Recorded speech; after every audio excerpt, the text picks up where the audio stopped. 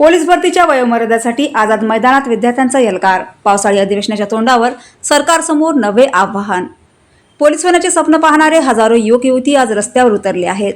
मागील 10 ते 15 दिवसांपासून मुंबईच्या आझाद मैदानावर आंदोलन सुरू आहे, पण सरकार अजूनही शांत का? पावसाळी अधिवेशनाच्या तोंडावर हा प्रश्न आता राज्यातील लाखो स्पर्धा परीक्षार्थ्यांचा बनला आहे। मुंबईतील आझाद मैदानावर पोलीस भरती प्रक्रियेतील वयोमर्यादा वाढवण्याच्या मागणीसाठी विद्यार्थ्यांचे आंदोलन सलग 10 ते 15 दिवसांपासून सुरू आहे। आंदोलनकर्त्यांची प्रमुख मागणी म्हणजे सर्वसाधारण प्रवर्गासाठी वयोमर्यादा 32 वर्षे आणि मागासवर्गीय उमेदवारांसाठी 38 वर्षे करण्यात यावी। त्याचबरोबर विविध कारणांमुळे भरती प्रक्रिया उशिरा झाल्याने अनेक उमेदवार वयोमर्यादेच्या बाहेर गेले आहेत, त्यामुळे त्यांना न्याय देण्यासाठी शासनाने तातडीने निर्णय घ्यावा। इतर राज्यांमध्ये पोलीस भरतीवर वयोमर्यादा नसून महाराष्ट्रामध्ये विद्यार्थ्यांच्या पोलीस भरतीवर वयोमर्यादा टाकली आहे, त्यामुळे महाराष्ट्रातील हजारो विद्यार्थ्यांवर होणारा अन्याय असल्याचे विद्यार्थ्यांकडून बोलले जात आहे। दरम्यान राज्याच्या विविध भागातून हजारो विद्यार्थी मुंबईतील आझाद मैदानाकडे रवाना होत असून आंदोलनाची व्याप्ती वाढताना दिसत आहे। पावसाळी अधिवेशन सुरू होण्याच्या पार्श्वभूमीवर हा मुद्दा आता राजकीयदृष्ट्याही महत्त्वाचा ठरत आहे।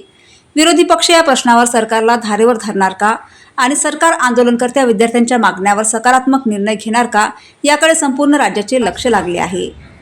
पोलीस भरतीच्या वयोमर्यादेचा प्रश्न आता केवळ विद्यार्थ्यांचा राहिलेला नाही, तर तो लाखो कुटुंबाच्या अपेक्षांचा विषय बनला आहे। सरकार यावर निर्णय घेणार की आंदोलन आणखी तीव्र होणार, याकडे सर्वांचे लक्ष लागले आहे। 8 दिवसापासून आंदोलन करतायत, तर तुम्ही विद्यार्थी संख्या बी मोठ्या प्रमाणात आहे, खूप लांबून लांबून विद्यार्थी आलेले आहेत आणि हे मागणी होणारच पूर्ण। जेही कोणी आता समजा वयवाढ संदर्भात ग्रुपमध्ये बरंच चर्चा करतात, प्रॅक्टिकलमध्ये उतरावं लागेल तुम्हाला, बघा लक्ष द्या। कारण की हे जे विद्यार्थी आंदोलनमध्ये सहभागी आहेत हे वयोमर्यादा 38 मध्ये करणार आहेत, तर तुम्ही सुद्धा फॉर्म भरणार आहेत, नाही तर मग शपथ खाऊन घ्या स्वतःला की फॉर्म भरू नका। हेच विद्यार्थी फक्त 38 वाले फॉर्म भरतील, बाकी भरू नका तुम्ही। यस, हे बोलणं रास्त आहे, कारण की इथं विद्यार्थी जेव्हा तळमळ करतात ना, इथं स्वतः बसावं लागतं ना, तेव्हा समजतं मित्रांनो। म्हणून वयवाढ संदर्भात बऱ्यापैकी पॉझिटिव्ह आहे, काम होणारच आहे, त्याच्याबद्दल वाद नाही। अजून फक्त आम्हाला एवढीच इच्छा आहे की जेणेकरून जे कोणी घरात बसले असतील त्यांनी बाहेर पडावं आणि आमच्या विद्यार्थ्यांना मदत करावी। बघा, पावसाचं वातावरण जरी असेल तर एकदा विद्यार्थ्यांकडे सर्वांकडे दाखवून द्या आणि एकदा मित्रांनो आपण एक घोषणा देऊ जोरात, एकदा घोषणा जोरात, वयवाढ झालीच पाहिजे, वयवाढ झालीच पाहिजे, 38 वर्ष झालीच पाहिजे, कारण की ही आपली हक्काची लढाई आणि आपण करणार आहोत मित्रांनो। तुम्ही हे सहकार्य करा। सरळसेवेपणे पोलीस भरतीमध्ये वयवाढ झालीच पाहिजे, सरळसेवेप्रमाणे पोलीस भरतीमध्ये वयवाढ झालीच पाहिजे, कारण की झालीच पाहिजे, झालीच पाहिजे।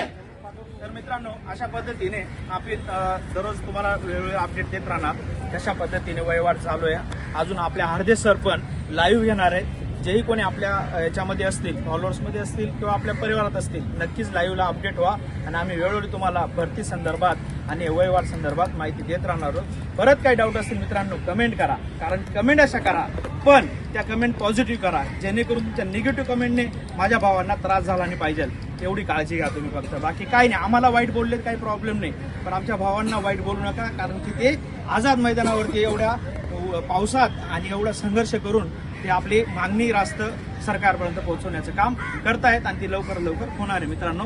चला, काही डाऊट असतील तर परत कमेंट करा आणि नक्कीच तुम्हाला कमेंट वाचून रिप्लाय देण्याचा प्रयत्न करेल आणि आझाद